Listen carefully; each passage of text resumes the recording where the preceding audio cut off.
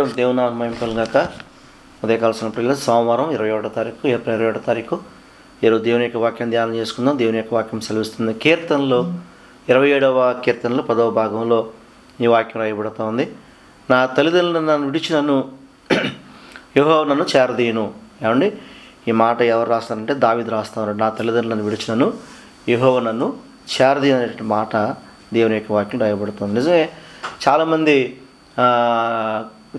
అండి ప్రభువుని నమ్ముకున్న తర్వాత, దేవుడిని నమ్ముకున్న తర్వాత, దేవుళ్ళకి వచ్చిన తర్వాత చాలా మన రిలేషన్స్ మనం కోల్పోతున్నాం. తల్లిదండ్రులను కానీ, కొంతమంది భార్యల్ని, కొంతమంది భర్తల్ని, కొంతమంది పిల్లల్ని, కొంతమంది తల్లిదండ్రుల్ని, కొంతమంది అయితే స్నేహితుల్ని, కొంతమంది బంధువుల్ని కోల్పోతూ ఉన్నాం. కారణం ఏంటంటే దేవునితో ఉండటం వారికి ఇష్టం లేకపోవడం కానివ్వండి, లేదంటే మన యొక్క సిద్ధాంతాలు, మన యొక్క ఆలోచనలు, లేదా మన యొక్క తలంపులు, వారి యొక్క సిద్ధాంతాలు, వారి యొక్క సహవాసపు లక్షణాలు కలవకపోవటం వల్ల, మనసులు కలవకపోవటం వల్ల జీవితాల్లో చాలా మార్పు జరుగుతూ ఉన్నాయి అని చెప్పడంలో ఏమాత్రం కూడా సందేహం లేదు. ఎందుకంటే ఈరోజు ప్రపంచం అలా ఉందండి. దేవుని ఎరిగిన పరిస్థితి అలాగే ఉంది, దేవుని ఎరగని పరిస్థితి కూడా అలాగే ఉంది. అయితే దేవుని యొక్క వాక్యం తెలుసు. దేవుడిని బట్టి కనుక మనకి ఏదైనా ఇబ్బంది కలిగితే దానికోసం దేవుని యొక్క వాక్యం ఏం చెప్తుందంటే, నా తల్లిదండ్రులను విడిచినను యెహోవా నన్ను చేరదీయును. అంటే బయట ప్రపంచానికి, క్రైస్తవ ప్రపంచానికి కొంత తేడా ఏంటంటే, బయట ప్రపంచానికి ఎవరూ లేకపోతే వాళ్ళు ఒంటరిగా మిగిలిపోతారు. కానీ దేవుని ఎరిగిన బిడ్డలుగా, దేవుని అనేటువంటి వ్యక్తులంగా మన జీవితాల్లో ఎవరు పోయినా మనకు ఒక అండ నిలబడుతూ ఉంది. ఆ అండ ఎవరై అంటే ప్రభు అయినటువంటి యేసుక్రీస్తు వారు. స్తోత్రం కలుగును గాక. హల్లెలూయా. ఖచ్చితంగా సందేహం లేదు, నీ జీవితంలో ఎవరున్నా ఎవరు లేకపోయినా దేవుడు నీకు సహాయం చేస్తాడు. స్తోత్రం కలుగును గాక. ఒకసారి ఒక వాక్యాన్ని ధ్యానం చేసుకున్నట్లయితే దేవుని యొక్క వాక్యం సెలవిస్తుంది. 2వ సమూయేలు గ్రంథము 16వ అధ్యాయము 11వ వచనం ఒకసారి చూసుకున్నట్లయితే, 2వ సమూయేలు గ్రంథము 16వ అధ్యాయం 11వ వచనం చూసుకున్నట్లయితే, అభిషేక్తోను తన సేవకులందరితోనూ పలికినదేమనగా, నా కడుపున పుట్టిన నా కుమారుడే నా ప్రాణము తీయి చూచుండగా. అంతకుముందు ఏం జరిగిందంటే, ఒకడు శపిస్తూ ఉన్నాడు, దావీదుని శపిస్తూ ఉన్నాడు, దావీదుని ఆక్షేపం చేస్తూ ఉన్నాడు. దావీదుని అభిషేక్ అనేటువంటి వ్యక్తి హేళన చేస్తూ ఉన్నాడు, శపిస్తూ ఉన్నాడు, నిందిస్తూ ఉన్నాడు, దూషిస్తూ ఉన్నాడు. ఆ సమయంలో మరి అతను ఒక వ్యక్తిగా ఉన్నాడు, సమూహంగా ఉన్నారు. ఆ వ్యక్తితో దేవుడు సెలవు లేక ఆయన ఏం మాట్లాడుతున్నాడు, ఆ మాటల గురించి దావీదు చెప్పిన మాట చూసినట్లయితే దేవుని యొక్క వాక్యం సెలవిస్తుంది. ఏమంటున్నాడంటే, నా కడుపున పుట్టిన నా కుమారుడే నా ప్రాణం తీసి చూచుండగా, ఈ బెన్యామీనుడు ఈ ప్రకారము చేయటం ఏమి ఆశ్చర్యము, వాని జోలి మానుడి, యెహోవా వానికి సెలవిచ్చినాడు కనుక వానిని శపింపనీయుడు అని చెప్పేసి అని దేవుని యొక్క వాక్యం రాయబడుతుంది. నిజమే, ఒక వ్యక్తి, ఒక పనికిమాలిన వ్యక్తి, రాజు ఎదుటికి సమం కాని వ్యక్తి, రాజుతో ఉండటానికి కూడా యోగ్యుడు కానిటువంటి వ్యక్తి ఏం చేస్తాడంటే, షిమి అనే వ్యక్తి మరి దావీదును దూషిస్తూ ఉంటే దేవుడు సన్నిధిలో ఉన్నటువంటి దావీదు అంటూ ఉన్నాడు, దేవుడు వాడికి సెలవిచ్చాడేమో, నా కుమారులే నన్ను వదిలిపెట్టారు, నా కుమారులే నా ప్రాణం, నా కడుపును పుట్టిన కుమారులే, నా బిడ్డలే నా ప్రాణాన్ని తీసి అని చెప్పేసి అని దావీదు వారితో మాట్లాడి మనం చూస్తూ ఉంటాం. నిజమే, ఇప్పుడు చాలామంది తల్లిదండ్రులు పిల్లల విషయం చాలా దుఃఖాక్రాంతులు అయిపోతున్నారు. బిడ్డలు చేసేటువంటి పనులకి ఇబ్బంది పడుతూ ఉన్నారు, వేదన పడుతున్నారు. కొంతమంది చెప్పుకోలేకపోతున్నారు, కొంతమంది మనసులో కృంగిపోయి అలాగే వాళ్ళ ప్రాణాలు పోతా ఉన్నాయని చెప్పడంలో ఏమాత్రం సందేహం లేదు పిల్లరా. ఎందుకంటే ఎన్నో జీవిత చరిత్రలు, ఎంతోమంది విషయాలు అవగాహన ఉన్నటువంటి వ్యక్తిగా నేను ఈ ఉదయకాల సమయంలో మీతో మాట్లాడుతున్నా. ఒకవేళ అటువంటి పరిస్థితి, పిల్లల ద్వారా వచ్చే పరిస్థితి నీకు అది కలిగినట్లయితే భయపడాల్సిన అవసరం లేదు. దేవుడు మాట్లాడుతున్నాడు, ముదిమి వచ్చుకు వరకు నేను ఎత్తుకునేవాడు నేనే అంటున్నాడు. అంత మాత్రమే కాదు, కానీ ఎవరు విడిచినా, ఎవరు విడవకపోయినా దేవుడు మాత్రం నిన్ను చేరదీస్తాడనే మాట సత్యం. ఈ మాట నమ్మినట్లయితే ఉదయకాల సమయంలో దేవుడికి బహుబలము దయచేయను గాక. ఆమేన్.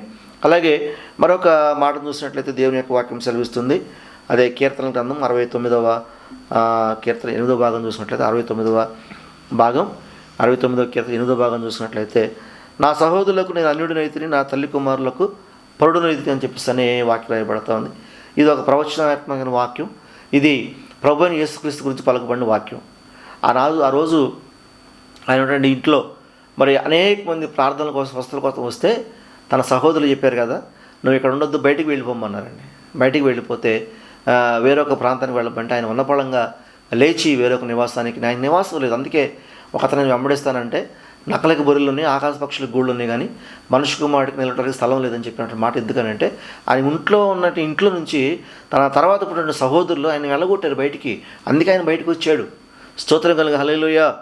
ఇప్పుడు అప్పుడే తల్లి కూడా వచ్చేసింది. ఇంకా ఆ కుమారుడితో పాటు పెద్ద కుమారుడు అయిన యేసుతో పాటు తల్లి కూడా బయటకు వచ్చేసి ఇంకా బ్రతికినంత కాలం ఆ తల్లి ఆయనతో ఉండిపోయింది. అందుకే కదా మరి చనిపోయేటప్పుడు సిలువలో యేసుప్రభు వారు యోహాను చూసి ఇదిగో నీ తల్లి అని, తల్లిని చూసి అమ్మ ఇదిగో నీ కుమారుడు అని చెప్పడానికి కారణం ఏంటంటే, ఎప్పుడైతే యేసుప్రభు వారిని తన సహోదరు ఇంట్లో నుంచి పంపించేసి వెళ్ళమని చెప్పారో అప్పుడు ఆయన వస్తూ ఉంటే ఆయన మీద ఉన్న ప్రేమతో మమకారంతో తన తల్లి అయిన మరియ కూడా ఆయన దగ్గరికి వచ్చేసింది. మిగిలిన సహోదరుని మిగిలిన కుమారులను విడిచిపెట్టింది. అందుకనే మరి ఆయన అక్కడ ఆ శిలువలో ఆ మాట చెప్పాల్సి వచ్చింది. స్తోత్రం కలుగును గాక. అలాగే మరొక మాట చూసినట్లయితే మత్తయి సువార్త 10వ అధ్యాయం 21, 22 వచనం కనుక ఒకసారి ధ్యానం చేసుకున్నట్లయితే దేవుని యొక్క వాక్యం సెలవుస్తుంది. వాళ్ళ పరిస్థితులు ఎలా ఉన్నాయంటే, సహోదరుడు సహోదరుని తండ్రి కుమారుని మరణంలోకి అప్పగించెదరు, పిల్లలు తల్లిదండ్రుల మీద లేచి వారిని చంపుతారు. ఇది వాస్తవం అండి. అన్నదమ్ముల మీద ఒకళ్ళు లేస్తున్నారు, తల్లిదండ్రుల మీద పిల్లలు లేస్తూ ఉన్నారు.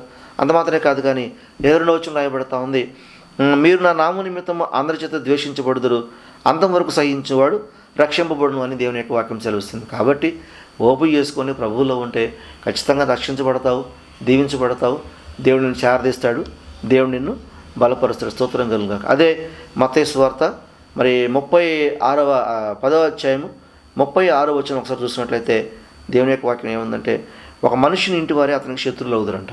ఒక మనిషి ఇంట్లో వారే. చాలా వాక్య నెరవేర్పు జరుగుతూ ఉంది. చాలా కుటుంబాలు జరుగుతూ ఉంది, చాలా గృహాలు జరుగుతూ ఉంది.